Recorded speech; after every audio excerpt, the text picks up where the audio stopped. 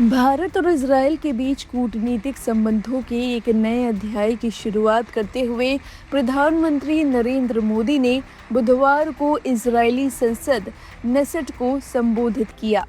Knesset को संबोधित करने वाले पहले भारतीय प्रधानमंत्री बनकर मोदी ने न केवल इतिहास रचा बल्कि वैश्विक मंच पर भारत की शांति प्रिय और आतंकवाद विरोधी छवि को और मजबूती से पेश किया।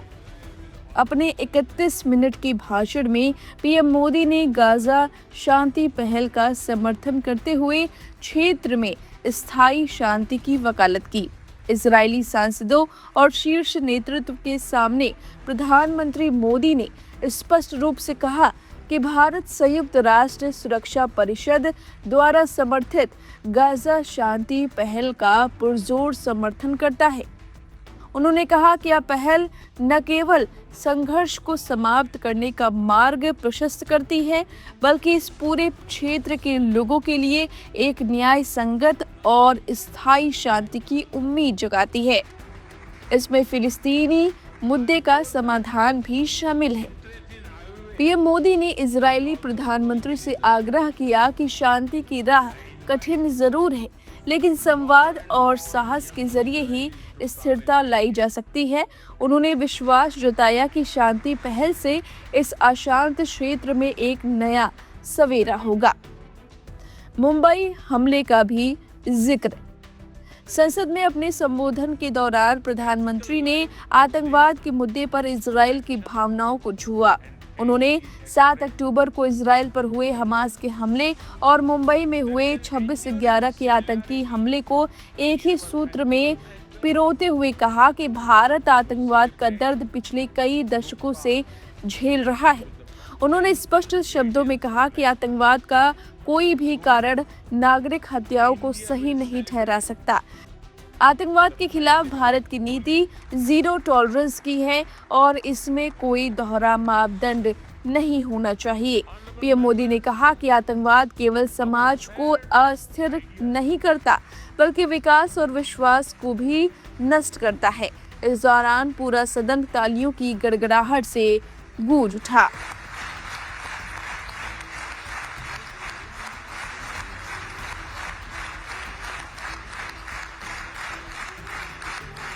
पीएम मोदी ने अमेरिका की मध्यस्थता में हुए अब्राहम समझौते की सराहना करते हुए इसे एक साहसी दृष्टिकोण बताया। हालांकि उन्होंने स्वीकार किया कि 7 अक्टूबर के हमलों के बाद स्थितियां काफी बदल गई हैं और चुनौतियां बढ़ी हैं, लेकिन उन्होंने उम्मीद की लौ जलाए रखने पर जोर दिया। भारत में यहूदी समुदाय के योगदान की सराहना करते हुए पीएम मोदी ने गर्व के साथ कहा कि सदियों से यहूदी भारत में बिना किसी भेदभाव के रहते आए हैं। उन्होंने दोनों देशों के 2000 साल पुराने सांस्कृतिक और ऐतिहासिक संबंधों को रेखांकित किया है।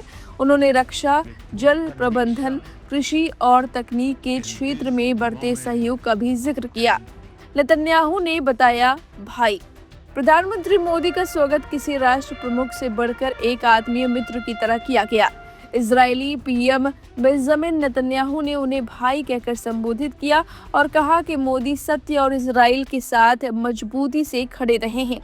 वहीं नेसेट के स्पीकर अमीर ओहाना ने मोदी की तुलना राजा डेविड से करते हुए उन्हें एक राजनेता और कवि करार दिया।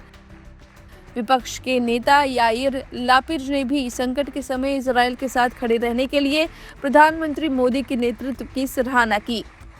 प्रधानमंत्री मोदी की इस यात्रा के दौरान भारत और इजरायल कई महत्वपूर्ण समझौतों पर हस्ताक्षर करने वाले हैं। गुरुवार को दोनों देश रक्षा, सुरक्षा, नवाचार और आर्थिक सहयोग के क्षेत्र में अपने रिश्तों को एक नई ऊंचाई पर ले जाएंगे। यात्रा के दौरान मोदी याद वॉशेम स्मारक भी जाएंगे और भविष्य की रूपरेखा तैयार करने के लिए द्विपक्षीय बैठकों में हिस्सा लेंगे। हालांकि इजरायल की संसद में थोड़ी हलचल देखने को मिली। जी हाँ, इजरायल की संसद नेसेट में प्रधानमंत्री मोदी के भाषण के दौरान वहां की राजनीतिक टकराव देखने को मिली। नेसेट स्पीकर द्वारा इजराइल के सुप्रीम कोर्ट के अध्यक्ष इसाक एमिट को शाम के सत्र में आमंत्रित न किए जाने के फैसले को लेकर वहां विवाद खड़ा हो गया। इसी मुद्दे पर विपक्ष ने इजरायली प्रधानमंत्री बेंजामिन नेतन्याहू के संबोधन के दौरान वॉकआउट कर दिया। हालांकि जैसे ही विपक्षी सदस्य सदन से बाहर निकले, सरकार के सभी सांसदों ने खाली सीटों को भर दिया। नेसेट स्पीकर ने पहले ही आश्वासन दिया था कि प्रधानमंत्री मोदी खाली सदन को संबोधित नहीं करेंगे, क्योंकि विपक्ष ने उनके भाषण के बहिष्कार की घोषणा की थी। विपक्षी दलों ने कहा कि वे नेतन्याहू के भाषण में शामिल नहीं होंगे, लेकिन भारत और इजराइल के बीच गठबंधन का सम्मान करने के लिए वे प्रधानमंत्री मोदी के भाषण के दौरान सदन में वापस आएंगे। बयान में कहा गया कि हम केवल भारतीय प्रधानमंत्री के भाषण के लिए वापस आएंगे, ताकि दोनों देशों के बीच गठबंधन का सम्मान कर सके और प्रधानमंत्री मोदी द्वारा कठिन समय में इजराइल के साथ खड़े रहने के लिए आभार व्यक्त कर सके। नेतन्याहू के भाषण का बहिष्कार करने के बाद जब विपक्ष के नेता यार लैपिड सदन में लौटे तो उन्होंने प्रधानमंत्री मोदी से हाथ मिलाया और उनका स्वागत किया। लैपिड ने कहा कि अब वॉकआउट मोदी से संबंधित नहीं था। इस पर गठबंधन के कुछ सांसदों ने हूटिंग की तो लैपिड ने जवाब दिया, आइए हालात को और न खराब करें। अपने संबोधन में लैपिड ने प्रधानमंत्री मोदी को इजराइल के समर्थन के लिए धन्यवाद दिया और कहा कि पूरा इजराइल उनके नेतृत्व और दोस्ती की सराहना करता है। उन्होंने कहा कि पूरा इजराइल आपके नेतृत्व, आपकी मित्रता और कठिन समय में हमारे साथ खड़ा रहना, आपका सम्मान हम करते हैं।